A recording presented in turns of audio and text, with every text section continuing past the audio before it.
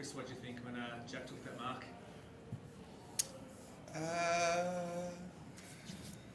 No, it can't be repeated what was on my mind. But I think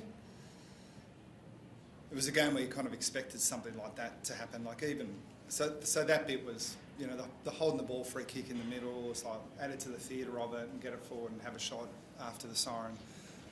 The one that was more frustrating was the mark in the goal square before that. I mean, we were fortunate, I think, to get away with the win in the end, the way the last 2 or 3 minutes played out. Not fortunate before that to get ourselves in that position. I thought that was, after being outplayed for a big part of the middle of the game, the ability to hang in there and give ourselves a chance. That was admirable, but yeah, certainly not sort of sitting here thinking that the execution of the last sort of 3 minutes was the reason we won the game. How were you able to get the game back on your terms there? Obviously, the centre clearance, I think they won 10 of the first 11 in the first half and looked to have a bit of an edge in the third quarter. But how were you able to get the game back on your terms? Look, they're really good at what they do. And so a big part was kind of taking away sort of their strengths as much as possible, because if they do have the game played their way, they have some really nice ball users and they're prepared to use those skills. So I thought we probably defended the corridor a little bit better, and they still use the ball okay to build the ball up and take field position and get some sort of deep entries and make it hard for us to rebound the ball. But that's still a better outcome than having them, chain the ball off half back and play really fast. So we worked hard to arrest that, did a pretty good job. And then sort of, again, I don't want to say too much, but like, if you just play safe against them and don't make them defend, you're likely to get beaten. So I thought, some of our offensive weapons sort of put them under a bit of pressure, and the way they defend, if it's going well for them, they tend to keep the opposition out of their own forward 50. So we were sort of always pretty confident that if we could get some more penetrating entries, that we'd be able to put them under pressure. Come off a bad loss, you lose your defensive general, you lose your ruckman at quarter time. Yeah. You're down by 20 in the third quarter, and it felt like it could have been a lot more, and that they might just be about to break the game open. How good a win was it, Chris? What's it say about the character of your side? Yeah, I mean, I find myself repeating myself a bit when I think about what I admire about our players at the moment. And it's not just in this moment, it's been going on for a while. They hang in. Like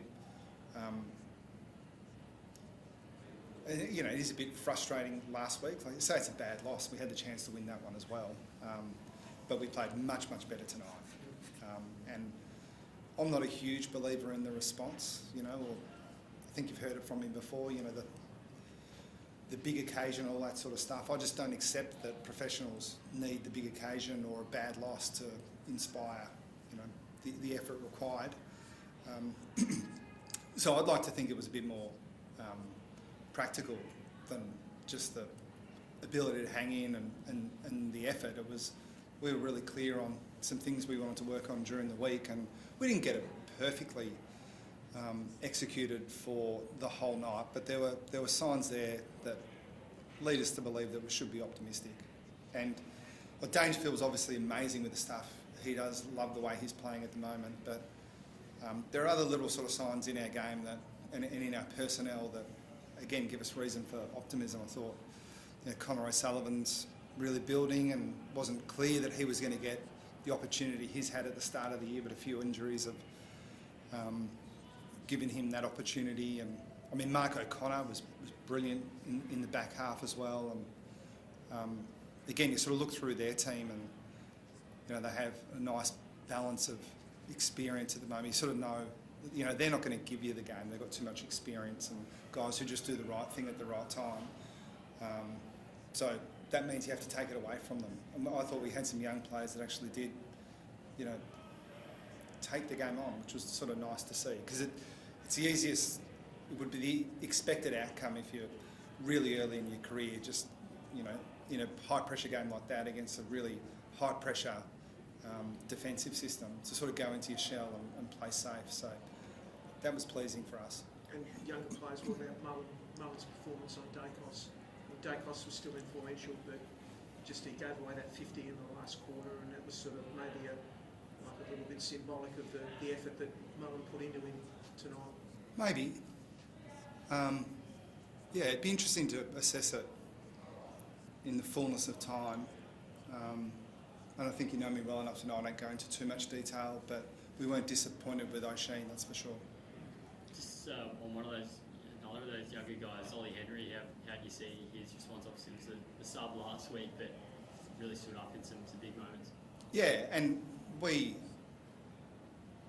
acknowledge that we've made it a little bit harder for him, not deliberately, these things can sneak up on you a little bit, but with the time to reassess, we probably haven't been maximising his strengths as much as we have in the past, and we like him being a focal point inside our forward half. I wouldn't read too much into him being the sub last week. We do think in great detail about how we manage our list, and that's one of the levers you have with multiple 6-day breaks. It's not a reflection of where he sits within our team, but tonight, being targeted a little bit more. He's a dangerous player, and we thought he was important tonight. Speaking of repeating yourself, just a word on the skipper's last quarter. Yeah, not just his last quarter. He looked like Jonah Lomu there at one stage. Like he's really enjoying that part of the game. I mean, he always has, but and we know that he's a threat. He's always been a threat forward, and he can sort of attack the ball in the air, but that ground level stuff. I'm a bit biased. I like those players, like Degoe type players, the powerful sort of bullet a gate ones. It's good fun to watch him at the moment. How valuable was having Mark Woodsarves tonight? Looked like he went behind the ball a bit after quarter time, but then he was needed in the ruck. He was pretty influential. Yeah, it was critical. I mean, when we lost Stanley to a hamstring, especially given the way they picked their team with Cox in there as a second ruckman and Frampton still on the team as well.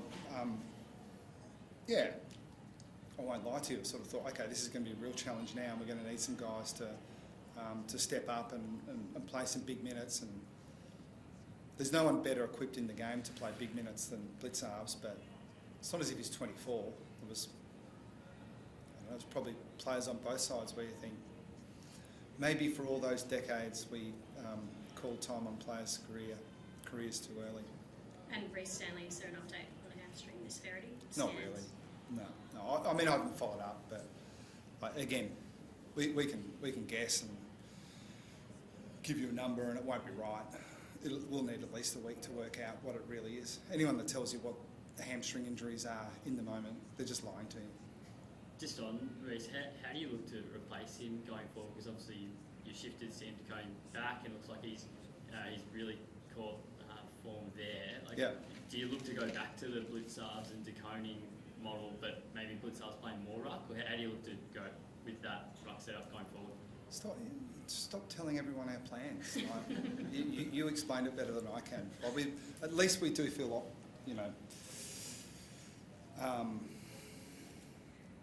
look, I don't know exactly how we're going to go, but we feel like we've got options there.